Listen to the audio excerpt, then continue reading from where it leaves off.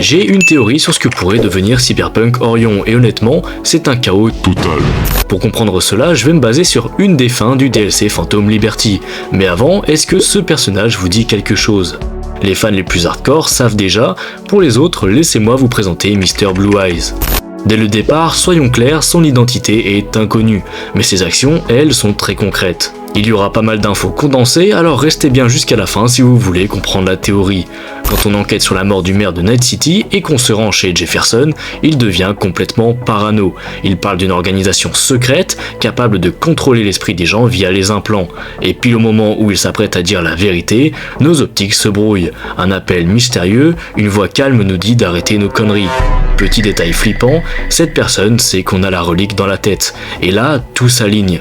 Gary, le PNJ complotiste, parlait déjà de gens aux yeux bleus venant de l'espace, capables de contrôler les esprits.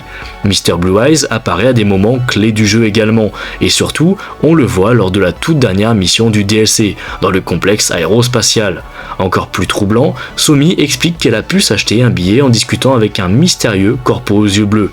Et maintenant, la théorie. Dans Phantom Liberty, Somi devient une extrême menace. On peut même parler d'une arme vivante. Mr. Blue Eyes, parfaitement au courant de ça, et opérant depuis l'espace, aurait volontairement facilité sa fuite dans cette direction. Pourquoi me diriez-vous ? Parce qu'il pourrait se servir de Somi pour étendre son contrôle sur la population, notamment via le Black Wall.